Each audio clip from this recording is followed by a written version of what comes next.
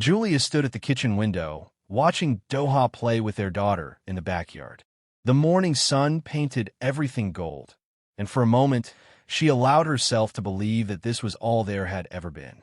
A husband, a child, a home filled with laughter instead of whispers. But memory has teeth, and hers bit down hard when she least expected it. She remembered the first time she saw him transform.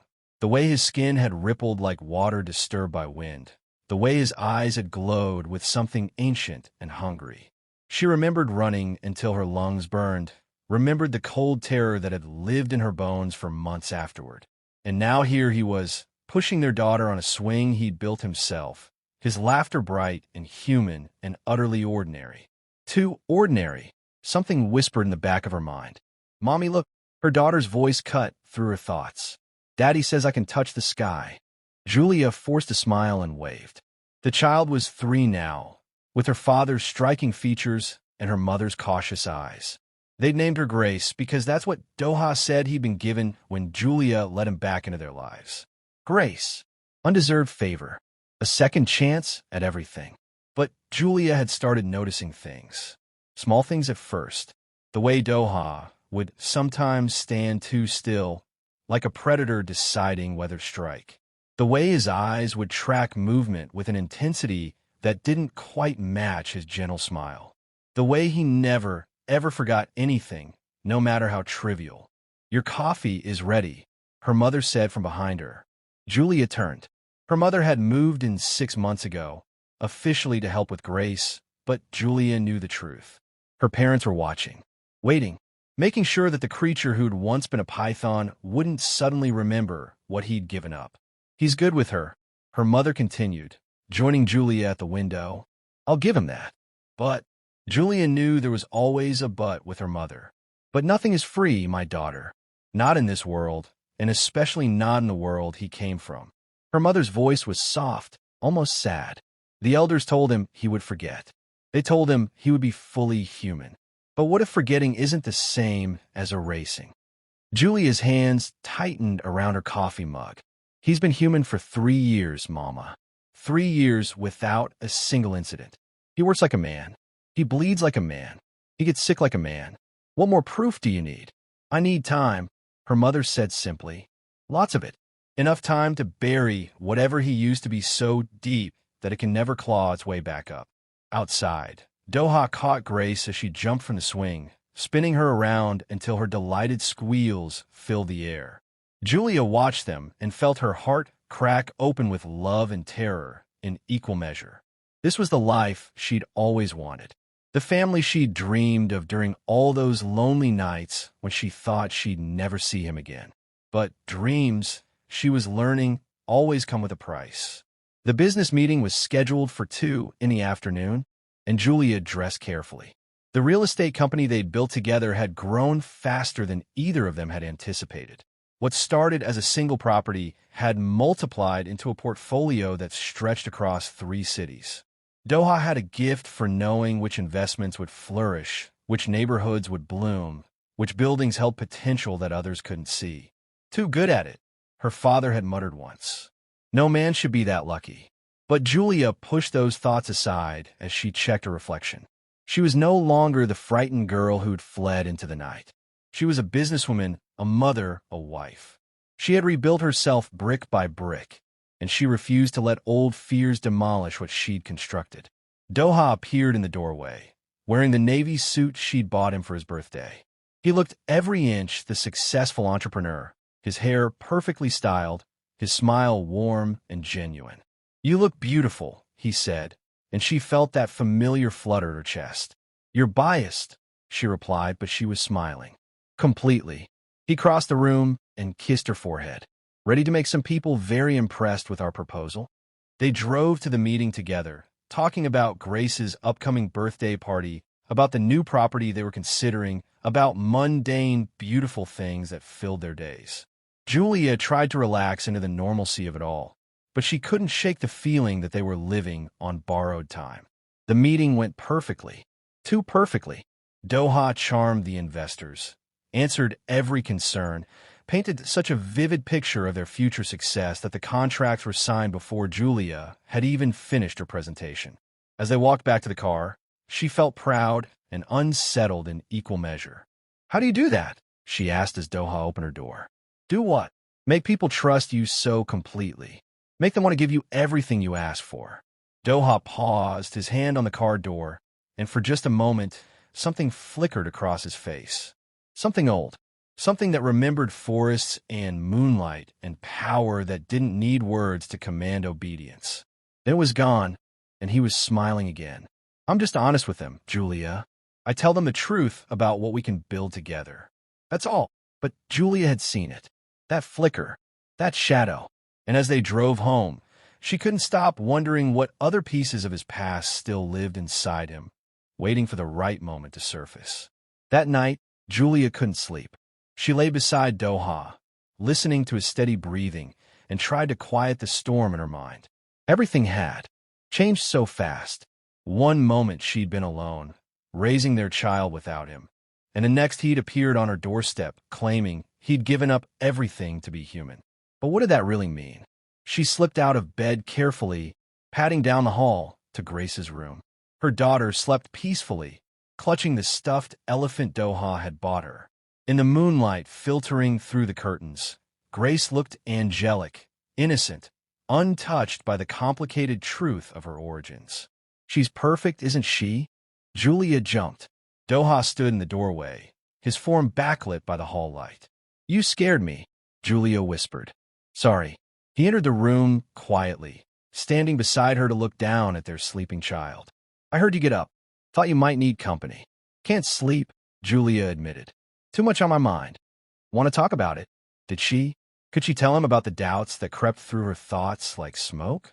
About how she sometimes looked at him and saw two different people occupying the same space. About how she loved him desperately but didn't fully trust him. "Do you ever miss it?" she asked instead. "Your old life." Doha was quiet for a long moment. When he finally spoke, his voice was soft, thoughtful. "I don't remember enough to miss it. Sometimes I get these feelings, like déjà vu, but stranger. I'll see something in the forest or smell rain, and for just a second, I'll feel like I should remember something important. But then it's gone. Does that scare you?" "Should it?" Julia turned to look at him. In the dim light, his face was all shadows and angles, and she couldn't read his expression. "I don't know, Doha. You gave up everything you were. Your power, your immortality, your nature itself. That's either the most romantic gesture in the world or the most terrifying." "Why terrifying?" "Because I don't know what happens if you start to regret it." Doha reached out and took her hand. His skin was warm, his pulse steady and human against her palm. "I won't regret it, Julia. How could I? I have you. I have Grace. I have a life that means something. Whatever I was before doesn't matter. This is what I chose." But choosing and keeping, Julia knew, were two different things. The nightmare started 3 weeks later. Julia would wake to find Doha sitting up in bed, his eyes open but unseeing, his body rigid with tension. He never screamed or thrashed, which somehow made it worse. He would just sit there, perfectly still, staring at something she couldn't see. The first time it happened, she'd shaken him awake, terrified. He'd blinked slowly, confusion giving way to recognition, and then he'd smiled that gentle smile and pulled her close. "Bad dream," he'd murmured. "Sorry I woke you." But it kept happening. 2 nights a week, then 3, then almost every night. And each time, it took him a little longer to come back to himself. Julia started researching. She read everything she could find about transformation, about spirits who became human, about the cost of crossing between worlds. Most of it was folklore, stories passed down through generations, but certain themes appeared again and again. The forgetting was never complete. The past was never truly erased. And magic, once it had lived in your bones, never fully left. "You need to talk to him," her mother said one morning, after Doha had left for a construction site inspection. "These dreams aren't normal." "What am I supposed to say? Are you turning back into a python?" Her mother's face was grave. "If that's what's happening, then yes. Before it's too late to do anything about it." But when Doha came home that evening, covered in dust and grinning about the progress they'd made on their newest project, Julia couldn't bring herself to shatter the moment. He looked so proud, so human, so happy. How could she poison that with suspicion and fear? Instead, she kissed him and listened to him talk about foundation problems and contractor negotiations, and she pretended everything was fine. Grace's fourth birthday party was a grand affair. They'd rented out an entire park, hired entertainers, invited what seemed like half the city. Julia watched Doha move through the crowd, charming parents and delighting children with his easy manner and infectious enthusiasm. This was the life they'd built. Success. Stability. A daughter who knew nothing but love and laughter. Why couldn't she just accept it? Why did she keep looking for cracks in the foundation? He's wonderful with her. Julia turned to find Margaret, one of the other mothers from Grace's preschool. The woman had been trying to befriend Julia for months, clearly curious about the mysterious couple who'd appeared seemingly out of nowhere and immediately began buying up half the real estate in town. Julia agreed carefully. How long have you two been together? A few years. Julia kept her answer vague. The full truth was impossible to explain. Oh, we met when he was a supernatural being who lived in the forest. He got me pregnant, disappeared, then showed up 3 years later claiming he'd become human so we could be a family. You know, the usual love story. Margaret laughed. You're so private. It's refreshing, actually. Most people can't wait to tell you their entire life story. She paused, watching Doha lift Grace onto his shoulders. He just seems too good to be true, you know? Like he walked out of a fairy tale. Julia's blood ran cold. What do you mean? Oh, nothing bad. Just that he's so attentive, so successful, so devoted. You hardly ever see that anymore. Margaret smiled. You're lucky. Lucky. That word again. People kept using it, kept saying how fortunate Julia was, and each time she heard it, she wanted to scream. Luck implied chance, randomness, the universe's casual favor. But nothing about her relationship with Doha had been lucky. It had been chosen, negotiated, paid for with currency she still didn't fully understand. Yes, Julia said finally. I'm very lucky. She watched Doha play with their daughter, watched him laugh and run and pretend to be a dragon that Grace had to defeat with her magic sword. He looked so real, so present, so undeniably alive. But Julia had learned that the most dangerous illusions were the ones you wanted to believe. That night, after Grace had fallen asleep surrounded by birthday presents and Doha had cleaned up the last of the party debris, they sat together on the back porch. The night was warm, filled with the sound of crickets and distant traffic. Thank you, Doha said softly. For today. For all of this. For giving me a family. Julia leaned against him, breathing in his scent, memorizing the feel of his heartbeat against her cheek. Do you ever wonder if we're tempting fate? What do you mean? Being this happy. It feels like we're daring the universe to take it away. Doha wrapped his arm around her shoulders. Then let it try. I'll fight anything that threatens this. I gave up everything else, Julia. This is all I have. This is all I want. And Julia believed him. That was the terrifying part. She believed every word he said, and she still couldn't shake the feeling that they were standing on the edge of a cliff and the ground beneath their feet was starting to crumble. The first real sign came 2 months later. Julia woke in the middle of the night to find Doha's side of the bed empty. She lay there for a moment, listening, and heard nothing.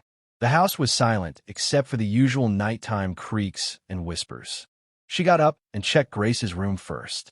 Her daughter slept soundly, undisturbed. Then she went downstairs, expecting to find Doha getting water or working on some late-night business proposal. But the kitchen was dark. The living room was empty.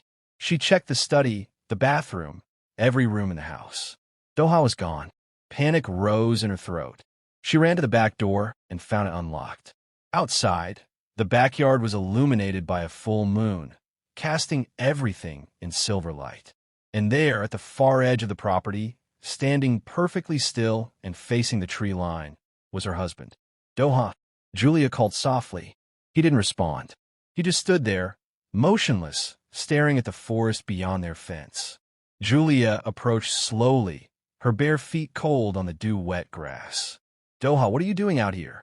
When she got close enough to see his face, her breath caught. His eyes were open but glazed, unseeing. His lips moved soundlessly, forming words in a language she didn't recognize. And his skin, in the moonlight, looked different. Not quite human. Not quite right. She touched his arm gently. "Doha, please. Come back inside." He blinked. Once. Twice. Then his eyes focused on her face, and the strange quality drained away. He looked confused, disoriented. "Julia? What?" He looked around, seeming to realize where he was for the first time. "Why are we outside? You don't remember?" Her voice shook. Doha rubbed his face tiredly. "I was sleeping. I was dreaming about water. Deep water. And voices calling me home." He looked at her, suddenly frightened. "I was sleeping, Julia. I swear I was asleep." But his feet were muddy, and there were leaves in his hair, and when Julia looked toward the tree line, she could have sworn she saw something moving in the shadows. Something large and serpentine, watching them with ancient, patient eyes. She took Doha's hand and pulled him back toward the house. Neither of them spoke. Neither of them wanted to name what they both just realized. The forgetting was breaking down, and whatever Doha had been before was starting to remember. Julia didn't sleep for the rest of that night. She lay beside Doha, watching the rise and fall of his chest, studying his face in the darkness, as if she could read the truth written in the lines around his eyes. He slept peacefully now, his breathing deep and even, completely unaware of the terror coiling itself around her heart. When dawn finally broke, painting their bedroom in shades of gray and gold, Julia slipped out of bed and went downstairs.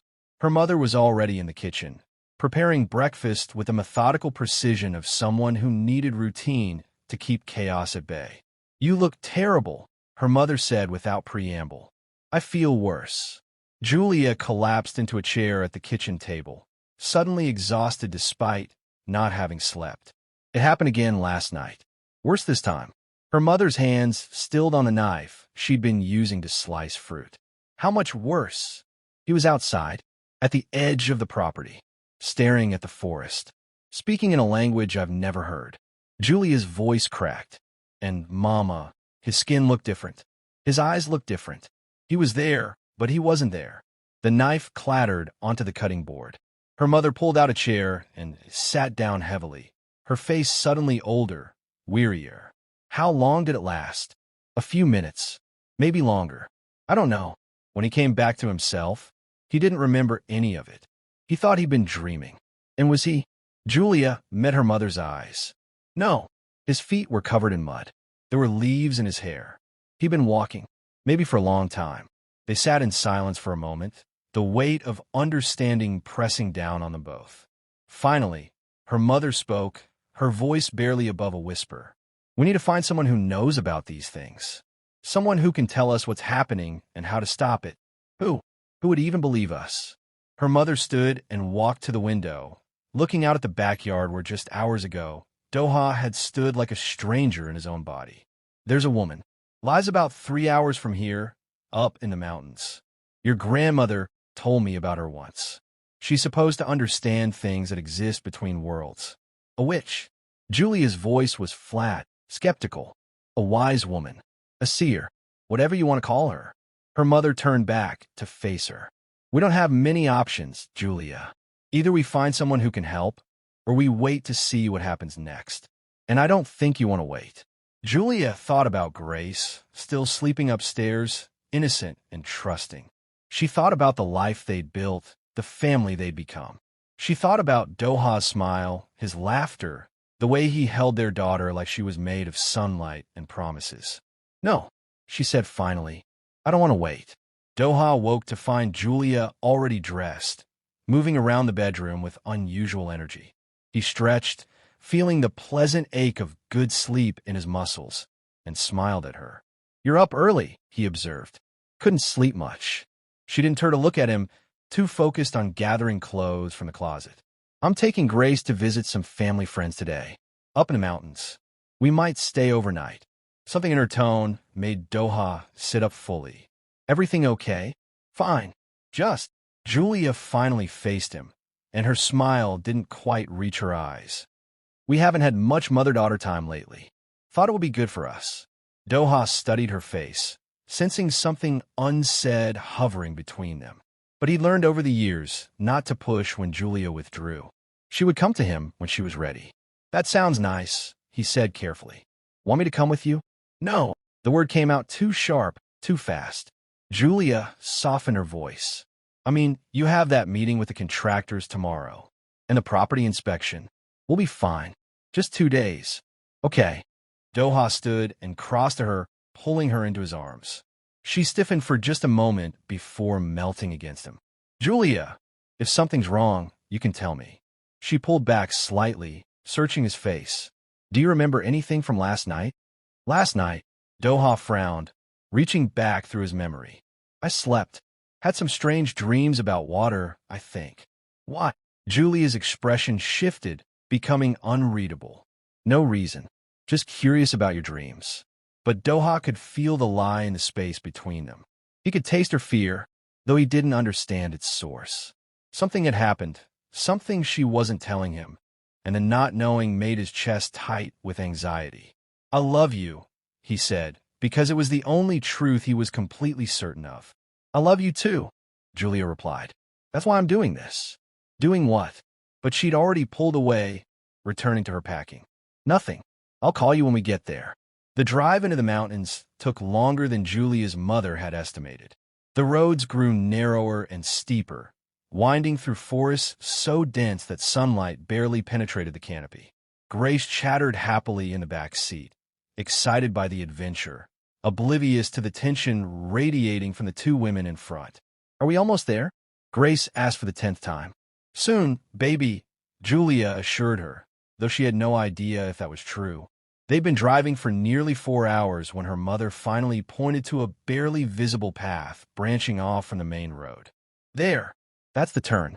The path was more suggestion than actual road, rutted and overgrown, forcing Julia to drive slowly.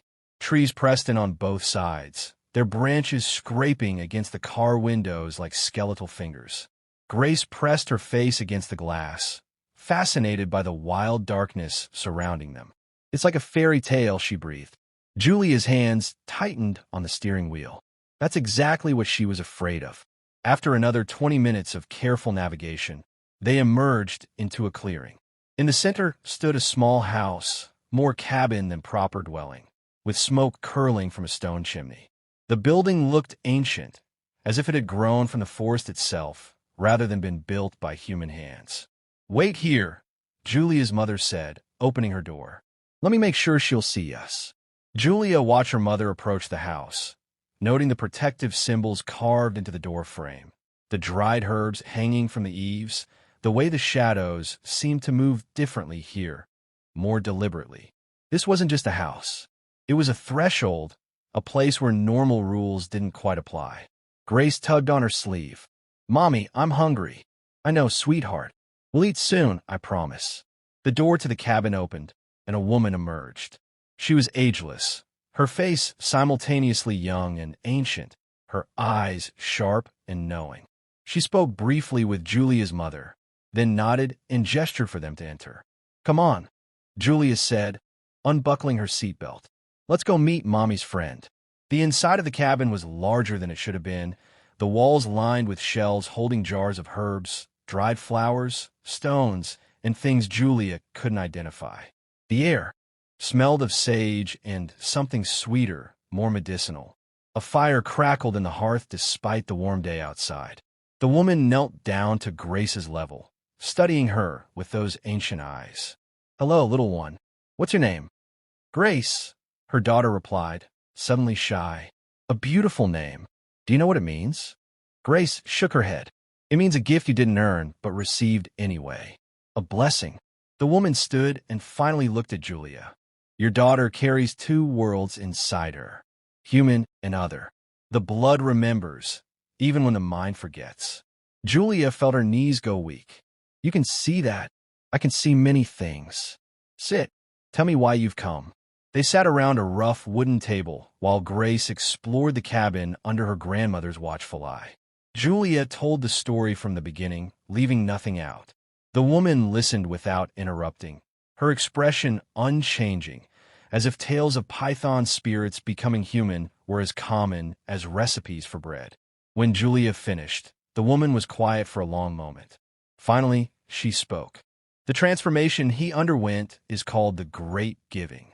It's rare, incredibly difficult, and almost never successful. The fact that he survived it at all is remarkable. She poured tea into 3 cups, the liquid dark and aromatic. But there's a reason it's so rare. The price isn't paid all at once. It's paid over time. What does that mean? Julia's voice shook. It means he gave up his nature, but his nature didn't give him up. It's still there, sleeping deep inside him. And like all sleeping things, eventually it will wake. Julia's mother leaned forward. Can it be stopped? The woman's eyes were sad. That's the wrong question. What you should ask is, do you want it to be stopped? Of course we do. Julia nearly shouted, then lowered her voice, conscious of Grace playing nearby. We want him to stay human. We want our family to be safe. Safe. The woman tasted the word like it was foreign. There's a difference between safe and whole. Right now, your husband is being torn in two. Part of him desperately wants to remain human, to stay with you and your child. But another part, older and deeper, is calling him back to what he was. This conflict will eventually destroy him. So what do? The woman sipped her tea. You have 3 choices. First, you could do nothing. Let nature take its course. He will likely transform back eventually. And when he does, he won't remember you or your child or the life you built together. He'll return to the forest, and you'll be alone. Julia felt tears burning her eyes. Second choice. You could try to bind him more firmly to his human form. There are rituals, sacrifices that can strengthen his connection to this world. But they're dangerous, and they'll require his full participation. He'll have to choose humanity over and over again, every day for the rest of his life. It's a battle he may eventually lose. And the third choice. The woman set down her cup. You help him integrate both natures. Let him be what he is, human and other, without forcing him to choose one or the other. Accept him completely, transformation and all. Julia laughed, the sound bitter. Accept him turning into a python? Watch my daughter's father become a monster. Is that what he is to you? A monster? The question hit Julia like a physical blow. She thought about Doha holding Grace, teaching her to ride a bike, making breakfast on Sunday mornings, kissing Julia's forehead before she fell asleep. She thought about his gentleness, his patience, the way he looked at their daughter like she was the most precious thing in the world. No, she whispered. He's not a monster. Then stop treating his true nature like one. The woman's voice was firm but not unkind. He loved you enough to give up everything he was. Can you love him enough to accept everything he is? Julia had no answer. Her mind spun with the impossibility of what was being asked. How could she explain to Grace that?